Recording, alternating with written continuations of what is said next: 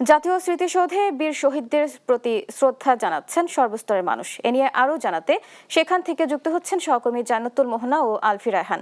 শুরুতে যাচ্ছি মোহনার কাছে। মোহনা, জাতীয় স্মৃতিসৌধে শ্রদ্ধা জানাতে আসা মানুষের ভিড় কেমন দেখতে পাচ্ছেন জানাবেন।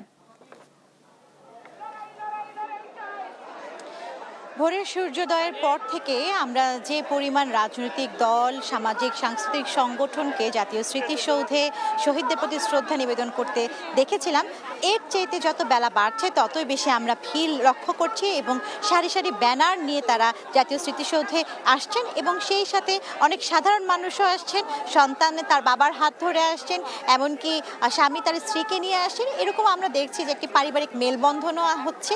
সেই সাথে প্রজন্ম থেকে প্রজন্মে মুক্তিযুদ্ধের চেতনা যেন ছড়িয়ে পড়ে তার প্রচেষ্টা জানাতেও বাবা মা তার সন্তানদেরকে নিয়ে আসছেন। আমরা এখন এখানকে উপস্থিত একজন যারা জনসাধারণ তাদের সাথে কথা বলতে চাই, একটু জানতে চাই যে আজ আপনারা এখানে এসেছেন, কেমন লাগছে, আপনারা কেমন মানুষ দেখছেন? প্রতি বছর আমরা দেখি প্রচুর ভিড় থাকে, এইবার কেমন সমাগম দেখছেন? আসলে এবার বরাবরের মতো অতটা ভিড় দেখতে পাচ্ছি না, এটি আমাদের জন্য একটি রক্তক্ষরণ। আর এবার এই 55 বছর পর আমরা যাদের উপরে তকমা লাগানো আসলে তাদেরকেই দেখতে পাচ্ছি, এটাও আরেকটি রক্তক্ষরণ। আমরা ভেবেছিলাম যে স্বাধীনতার এই 55 বছর পূর্তি উপলক্ষে আমরা দেশ স্বাধীন হয়েছে, গণতন্ত্র ফিরে এসেছে, সাধারণ মানুষ স্বতঃস্ফূর্তভাবে এর স্বাদ গ্রহণ করবে, কিন্তু সেই স্বতঃস্ফূর্ততা যেভাবে স্বাদ গ্রহণ করার কথা আসলে সেভাবে আমরা এই স্বাধীনতার এই জাতীয় স্মৃতিসৌধে এসে দেখতে পাচ্ছি না। আমরা সকালবেলা আমার মনে হয় যখন দেখেছি যাদের বিরুদ্ধে স্বাধীনতার তকমা রয়েছে, যুদ্ধ অপরাধী রয়েছে, তারা যখন শ্রদ্ধা জানাতে এসেছে তখন মনে হয় সাধারণ মানুষ তাদের হৃদয় রক্তক্ষরণ হয়েছে, যেভাবে আসার কথা হয়তো সেভাবে মুখ ফিরেনি। আমরা একটু আপার কাছেও জানতে চাই যে স্বাধীনতার 55 পেরিয়ে 56, এই স্বাধীনতাটাকে আমরা পূর্ণরূপে পেয়েছি? স্বাধীনতা কিভাবে পূর্ণরূপে পেলাম?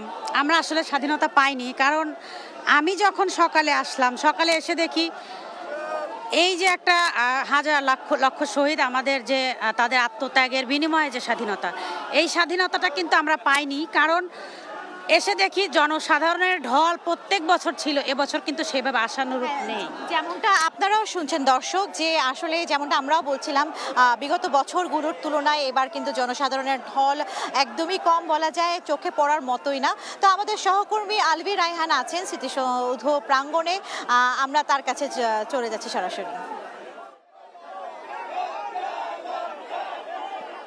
26শে মার্চ মহান স্বাধীনতা দিবস। এই দিবসে সকাল থেকেই কিন্তু আমরা দেখতে পাচ্ছি সূর্য ওঠার পর থেকেই শুরু হয়েছে এখানে শহীদদের প্রতি সম্মান জানানোর যে বিষয়টি, ফুল দিয়ে শ্রদ্ধা জানাতে তারা কিন্তু এখানে হাজির হয়েছেন। এখানে শিক্ষক, ছাত্র, সাংস্কৃতিক অঙ্গনের মানুষ থেকে শুরু করে এখানে কিন্তু সর্বসাধারণ সব ধরনের মানুষ এখানে আসছেন এবং ফুল দিয়ে শ্রদ্ধা জানাচ্ছেন। সেই সকাল থেকে নানান ধরনের র্যালি এবং পোস্টার, ব্যানার পোস্টার নিয়ে কিন্তু তারা আসছেন এবং এসে কিন্তু নতুন একটি দেশ, যেই বাংলাদেশ, সেই স্বাধীন সার্বভৌমত্ব একটি দেশ, সেই দেশকে কিন্তু তারা স্বাধীন, পুরোপুরি স্বাধীন এখনো পায়নি, এমনটি কিন্তু তারা আমাদেরকে জানিয়েছেন। এবং তারা বলতে চেয়েছেন যে যেই স্বাধীনতার জন্য বাঙালিরা এত জীবন দিয়েছে, যে স্বাধীনতার জন্য তারা তাদের জীবন, তাজা রক্ত ঢেলে দিয়েছেন, সেই স্বাধীনতার দেশ এখন পর্যন্ত পুরোপুরি সার্বভৌমত্ব এবং সবকিছু পায়নি, এমনটি কিন্তু সাধারণ মানুষের প্রত্যাশা এবং তাদের বলার ভঙ্গির মধ্যে কিন্তু এমনটি দেখা গিয়েছে।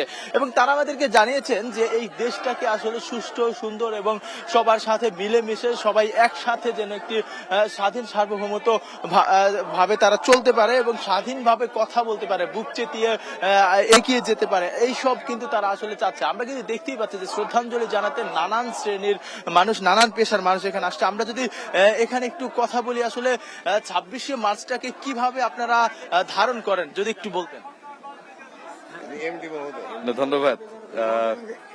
26শে মার্চ আমাদের যে মহান স্বাধীনতা দিবস, এই দিবসে আমরা শ্রদ্ধা ভরে স্মরণ করি আমাদের সেই 52 ভাষা আন্দোলন থেকে শুরু করে জুলাই গণঅভ্যুত্থান পর্যন্ত যে সমস্ত শহীদরা এই দেশের উন্নয়নের স্বপ্ন দেখেছেন, তাদের তাজা প্রাণ দিয়েছেন, তাদেরকে স্মরণ করি।